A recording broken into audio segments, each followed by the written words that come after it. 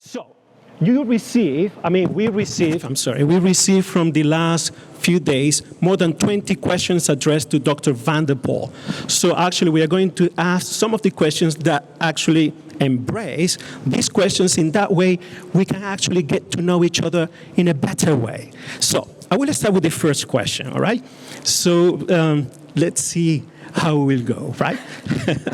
So, Dr. Vanderpool, can you share a little bit about your journey? What drew you to higher education and ultimately to the University of St. Thomas? I can do that.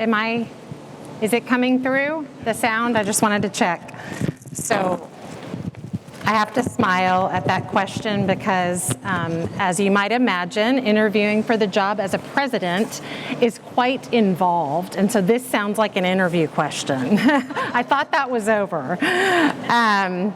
So I can start out by saying that I laughed when somebody called me on the phone and said, Cinda, I just recommended you as the next president of the University of St. Thomas because I thought of the 15 to 18-year-old self of Cinda, who went to Lamar High School, which is 2.2 miles away. I looked it up on the map because I was like, that's really close to my neighborhood where I was in high school and those kinds of things. I can't imagine, I don't think, if somebody had told me, oh, one day you'll be the president of that university down the street, that would have just been such a preposterous idea. I don't think young people today ever aspire to be presidents of universities, by the way.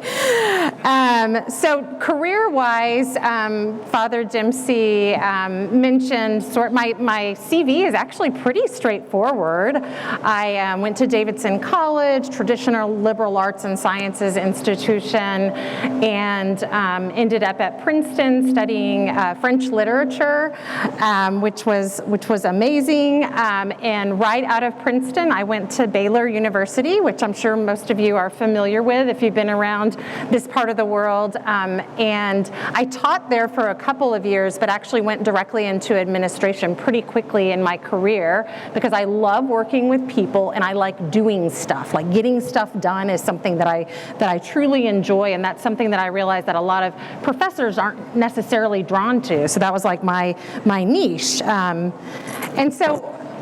then I worked at Baylor for 18 years, got to do all sorts of things, ended up doing fundraising and grant writing and all of that kind of thing. I was called by a friend of mine that I had worked with at Baylor, who was the executive headhunter that was doing St. Mary's University's search about 3 years ago. And I was like, well, that's preposterous. I couldn't be a president. But anyway, I explored the process, and it was one of the most delightful and fulfilling experiences of my career, like professionally, best 3 years of my life. Amazing experience up in Canada. I thought, to answer this question, you might enjoy hearing, because my CV is pretty straightforward, I thought you might enjoy hearing a little bit about sort of what attracted me to the academy, which I think I heard in your question, and then how my faith story kind of weaves in with my personal and professional journey. So I did have my family and I had a really fond affection for university life growing up. My dad actually owned a bookstore off of Harvard Square in Cambridge when I was very little. We moved to Houston when I was 5 years old. I went to Westview Elementary and then, on to Lamar later. But there was always this, and so we actually lived right by Rice University's campus when I was in high school, and there was always this sort of longing for the academic life that my parents really, really honored and appreciated the great minds and what was going on at university. So when I was at Lamar trying to decide where to go to school, I was like, I want to go to a small liberal arts university because that's where I can really sit around and think about ideas. And my parents were really actually unusual, even for the time. This is the early 90s. They really said, hey, Cinda, what do you want to study? What is your heart drawn to? What are you most curious about? Don't we wish that a lot of parents would think that way? They don't necessarily think that way these days. I think you'll understand what I'm saying there. So anyway, I wanted to go to a small liberal arts university, went to Davidson College. It's in North Carolina, outside of Charlotte. And then I ended up majoring in French because that was the class that I liked the most. And I wanted to live in France for a year. And so I did that. And then I came back and did an honors thesis my senior year. This isn't too unusual for, honors programs and those kinds of things. And my French professor, who was my thesis advisor, said, Cinda, you're really good at this. You should think about maybe being a professor like me. And I thought, well, I've never thought about that. So notice these people in my lives who plant these ideas. So anyway, I end up pursuing that. In the meantime, I come back to Houston after I graduated from Davidson, and I can tell you that my faith background is that I'm an evangelical Protestant. That's how I was born and raised. I went to a Church of Christ growing up. We read the Bible every day and we sang a cappella. Is anybody familiar with the Church of Christ? Yay! And so, my faith was always really important to me, and I was kind of a budding intellectual as I was going along, and always really interested in this connection between faith and learning. But honestly, I didn't really know very many Catholics. It just wasn't really on my radar screen. And so after I graduated from undergraduate school, came back to Houston, I was working for a few years, getting ready to go to graduate school. I met and fell in love with a man named Terry Vanderpool, who, lo and behold, had just gone through the RCIA process at St. Vincent de Paul here in Houston. Circumstances would have it that my dad had just converted to Catholicism a couple years before that, and he was an Are you not hearing me very well? Okay, yeah. You should have told me you couldn't hear me. I thought everybody was right with me. So lo and behold, I'm telling the story about my faith journey. So lo and behold, my dad is an RCIA leader in Terry, my now husband of 29 years now, in his RCIA program. And so they get to know each other, and my father and mother introduced me to Terry.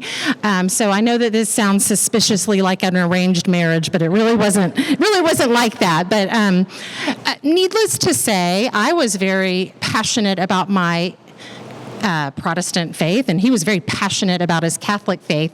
And so we decided to get married even though we couldn't quite reconcile those things. But we knew that God had a plan.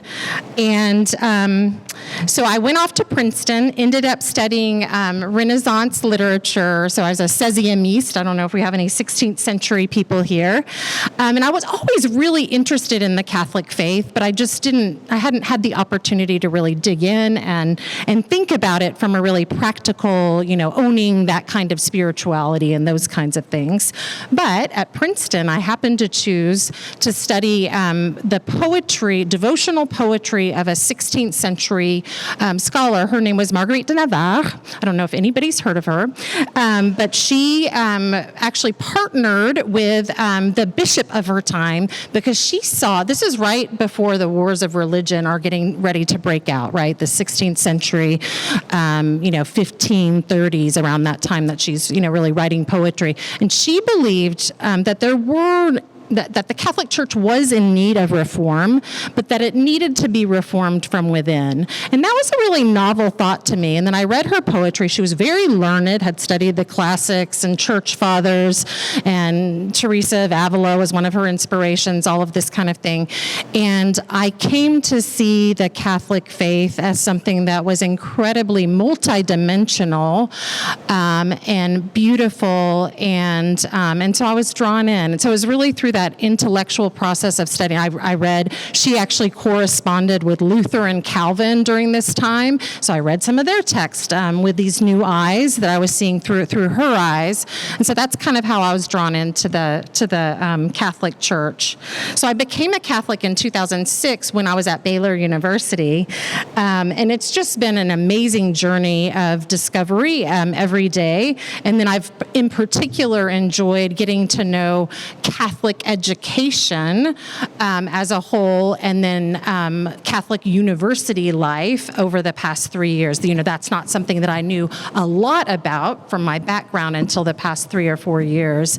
And then I'm really honored to be able to discover that with you. I really appreciate Archbishop Miller's remarks this morning. They were really enriching and enlivening for me. So I'm looking forward to continuing to journey with you. Thank you so much. The next question is more in the field of vision and mission of the university. And the question is the following. What excites you most about leading UST at this moment in its history? I'll answer it succinctly, and then I'll go into more detail, as most professors do, right? I'll succinctly say that what excites me the most is to be a part of joyfully living out our mission in a vibrant city.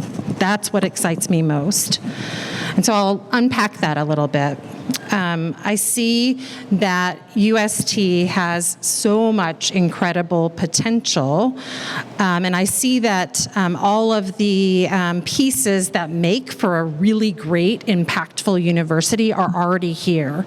In other words, the fundamentals are here already, and they're actually in a really good position. So I believe that it's my job to elevate and expand what are already in place, fundamentally wonderful and good things here at UST. I'll start with, and I'm just going to kind of list off the things that I see as the fundamentals that we have to build. Like, these are amazing building blocks, right, that I have to work with. Great people, great staff, students, faculty, so many pieces of the puzzle are right here.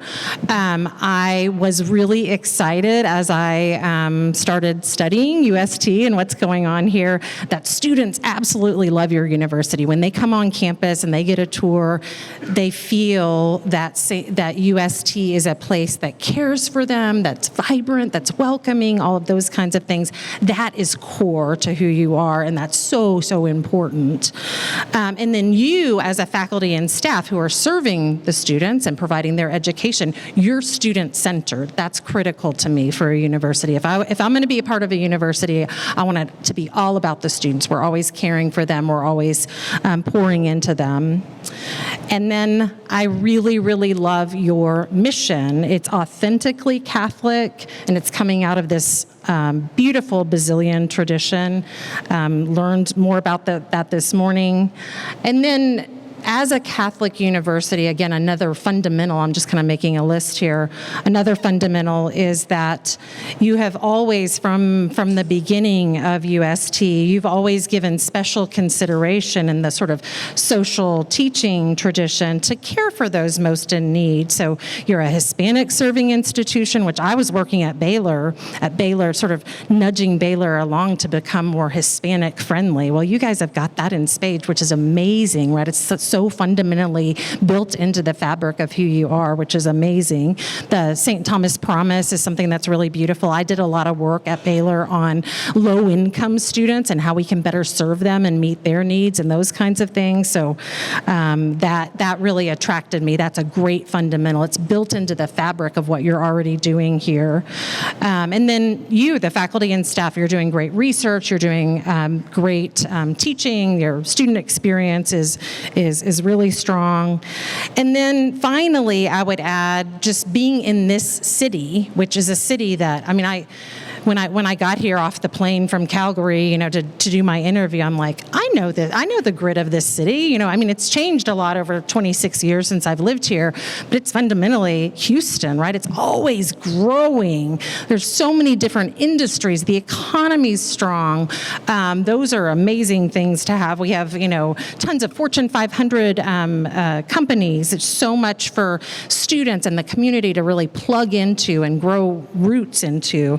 It's international, smart, lots of different industries. In other words, it's, like this idea of an embarrassment of riches. There's so many great things that are going on in the city of Houston. And I believe that, if Houston does really well, then UST is going to do really well, like a symbiotic relationship. And then if UST is doing really well, we can help Houston become even better. So that's really exciting to me because I know Houston. It's my hood. It's the place that I come from, right? So I would say that, and this might help you understand maybe how I actually work. I thought of the analogy, this may be a little bit cheesy, but of an orchestra and a symphony, as far as, someone like I'm the conductor of the orchestra when I get ready to start. And, a really good conductor is somebody who, knows all of the different musicians, knows their strengths, and knows how to pull out of each musician the very best performance we can have, and maybe even pulls out some strengths and potential that might not have otherwise manifest itself without being in the community that we are in. And so right now, to go to why at this particular moment, part of your question, at this moment in the history, in UST's history, it seems like there's a bunch of talent and a bunch of potential. I've talked about all these fundamentals, right? But perhaps with more intentional coordination and organizing people in ways that really help the community thrive, we can create an even greater Catholic university in this vibrant city. So with the right conductor, I do like the book Good to Great. You got to get the right people in the right seats on the bus in order to optimize what your organization is capable. So I believe that I want to put leadership people in place who are disciplined and data and research driven. I want to put people in place who are really strong at communication. I am one of these people, I do not believe you can over-communicate. Communication is absolutely critical. And then also deep in their faith and have a strong understanding of our Basilian tradition. And ideally, I'm going to be conducting this to make the work that you do and the experience of the students more effortless, right? That would be the goal, because as administration, we're just here, and staff and those kinds of things, we're here to serve you and to make for this great education. So our job should be to serve, to provide resources, reduce obstacles, so that you as the faculty and staff can be your best self, so that we can provide the most impactful education for our students. Hope that wasn't too long or too short. No, don't worry about that. Thank you so much. And I was smiling because came to my mind where you were saying, Houston is my hood. I know this city, has been growing, yes. And I was thinking the irony of God. There's the irony of God. You were here, then from Canada, and then go back, and it's amazing how he worked things, right? Yeah. And the next question is precisely connected to that, which is actually in the field of community and culture. So I would like to ask you this question. So how do you hope to engage with students, faculty, staff, and the broader Houston community in your first year? Great. I'm going to answer the question by breaking up the different populations. So I want to talk about students first. All right. My favorite time of any day as an administrator, I've done administration at universities for 20 years, it's any time I get to interact with students. The students are the very lifeblood of the institution. Faculty are at the heart, staff may be the lungs or something like that. I haven't quite figured out the analogy. So whenever I'm like grinding away on a project, it might be somewhat tedious, it might be draining, it might be fraught. I always find consolation when I spend time with students. And I have some particular student impact stories in my mind that I've tucked away in my mind and my heart, and those are what drive me through those more difficult moments that might not be as fun as others. So I'm looking, as far as how I'm going to interact with students, I'm looking forward. I was invited to do popsicles with the president in a few weeks by the student body president, so excited about that. I plan to come to some of the student leadership groups and meetings and those kinds of things. I know Terry and I plan to be part of the St. Basil's community, to come to, that'll be our home parish where we'll come to Mass on Sundays, and I hope to be able to come to daily Mass as much as I can. In the past, especially at St. Mary's and even at Baylor, I was usually most close to the students who were really involved in the campus ministry. So I know that I'm going to be getting to know some of those students if the past is a prediction of what's going to happen here in the next year or so. So as far as faculty and staff, like I said before, I see myself and all of the team of administrators as working for you. And so it'll be a top priority for me to really hear your stories, know where you're coming from, and then perhaps most importantly, to know what your hopes and dreams and aspirations are for UST, and also what keeps you up at night when you think about UST. So we're working on organizing some formal listening sessions that'll take part by different department and those kinds of things. We may have some of those invitations out, but if not, they'll go out soon.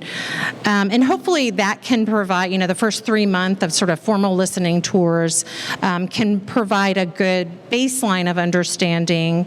And then I'll also want to interact, and I am a highly relational person. I'll want to interact with you and, know about your kids, know about your hobbies, know a little bit about your background. I might not necessarily get to know every single one of you in year one, but I like to informally interact with people, like to sort of keep my door open or, have be available to have coffee with people and those kinds of things.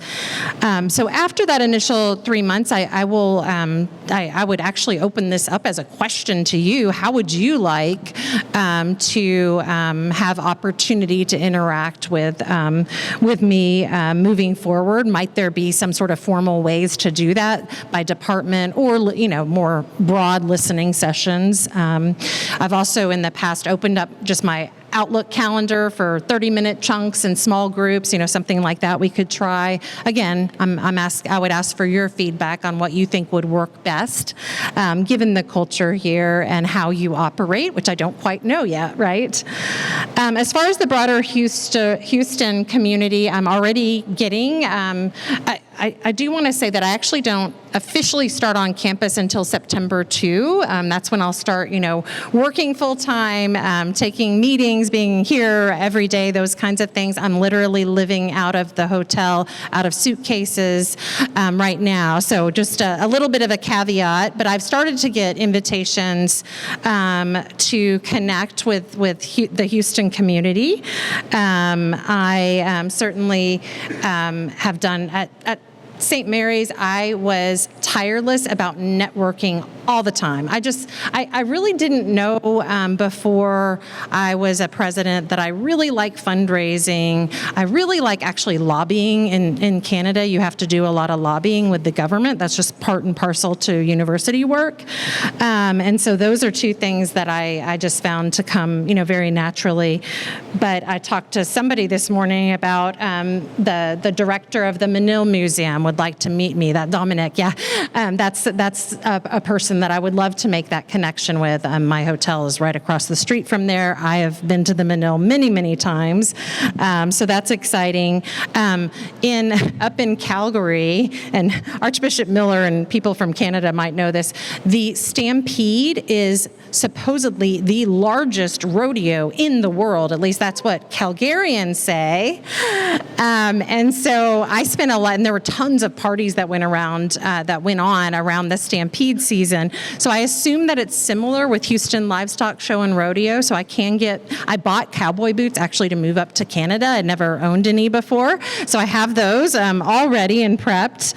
And then I also became a member recently. It was sort of you have to get nominated, and there's a process of the International Women's Forum, sort of a group of CEOs across the globe, and they have really high quality networking and opportunities internationally. But there's a really strong chapter here in Houston, so I'm excited about going to some of those events, and those women will help open new doors. So networking is just something that I really love to do. It's part of my relational way that I go about things. I'm looking forward to that as well.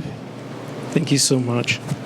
Following that idea of being a people person, a relational person. Now, this last question, because time unfortunately is what it is more about your personal style. So I wanted to ask you, do you have a favorite prayer, quote, saint, or guiding principle you turn to regularly?